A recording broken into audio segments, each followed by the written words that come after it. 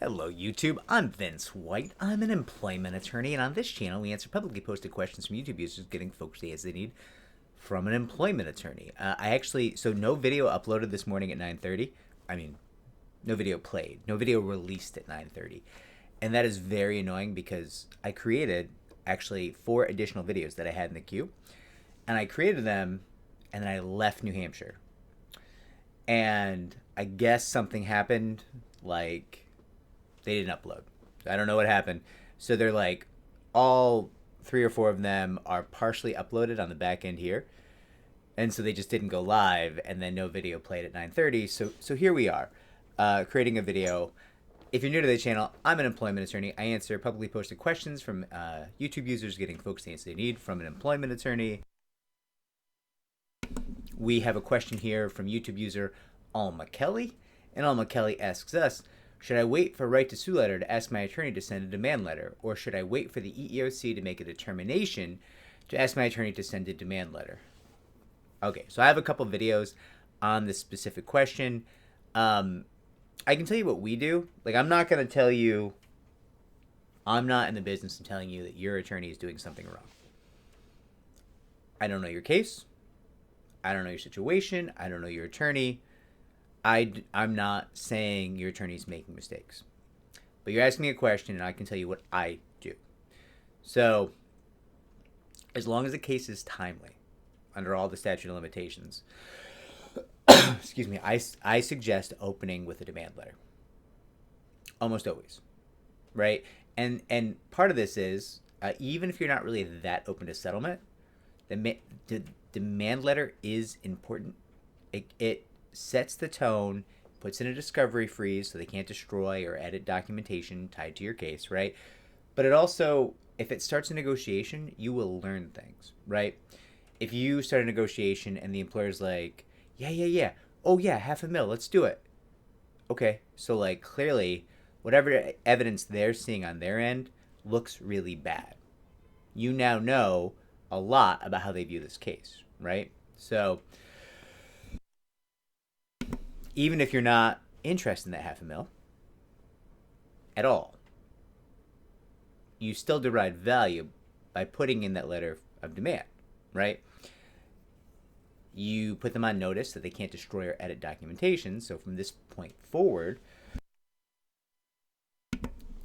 anything they do destroy or edit is going to be construed against them, and you can probably turn that up in forensic IT. But also, you know, that interplay taught you a whole bunch. So yeah, listen, ideally I would have sent the demand letter before you even filed the EEOC, if you had counsel at that point. And if your counsel has a reason to wait for filing in federal court, then I can see that. I can see that. Like that, I'm telling you generally what we do. Certainly not every case is the same. If you have a case that you know is going public, like you know it's not going to settle, and you know that the minute it's filed on a public docket,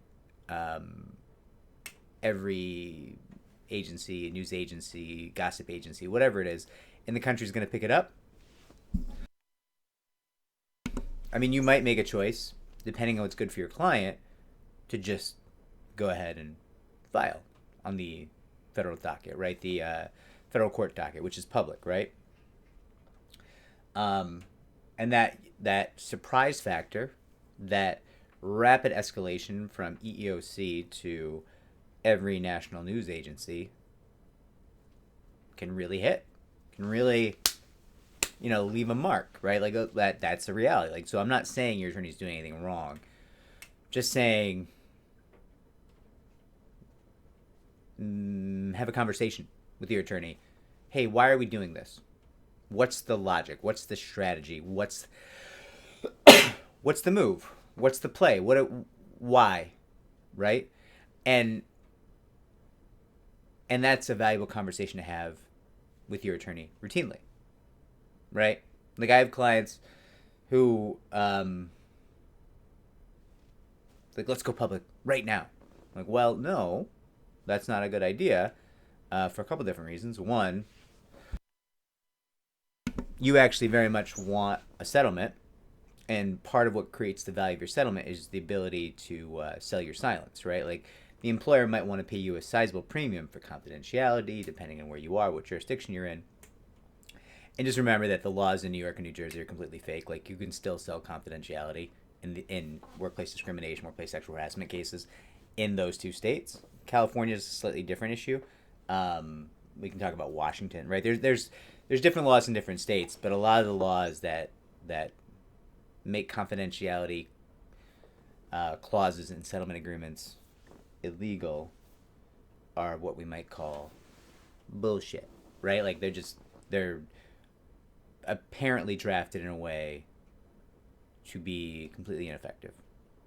It looks like they're drafted that way on purpose, right? The people who did those laws, excuse me, and got a bunch of credit for those laws, were either very, very corrupt, but wanted a nice media day, or they were very, very stupid. I can't say which it is, and I don't have like when you're dealing with a politician, default to corrupt. Like, politicians in the Northeast, like New York, New Jersey,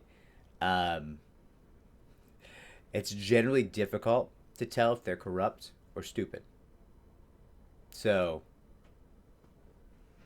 the delightful questions we face with our elected officials, right? What else? What else can I tell you about the demand letter? I would check out our Demand Letter 101 video. It's got a lot of info on generalities of demand letters that might benefit you, Alma Kelly. Trying to think here. I just feel like there's something else I should be telling you. I guess you got out of the EEOC without a mediation. That's important to note. You can extrapolate from that as well, right? The employer did not want to talk settlement at mediation, so you can infer some things from that, but not too many things, right? It's possible your attorney just thinks that they're not taking you seriously, and they won't take you seriously until you file in federal court. That's a reality.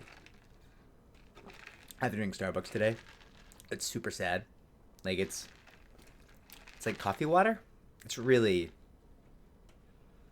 really unpleasant. I need my Dunkin'. They shut down my Dunkin'. New York City is wasting away. Everything is disappearing. It's strange. All right, Alma, I guess that's all I have to say to you. I wanted to give you a little bit more value, but I think I answered the question. Check out that Demand Letter 101. We have a couple of other demand letter videos on the channel. We cover demand letters a lot because we get a lot of questions about them. So, take a look at all of that. If this was helpful, like, subscribe, comment down below. Helps our channel to grow. And I will track this video for follow-up if I can help you more. Take care.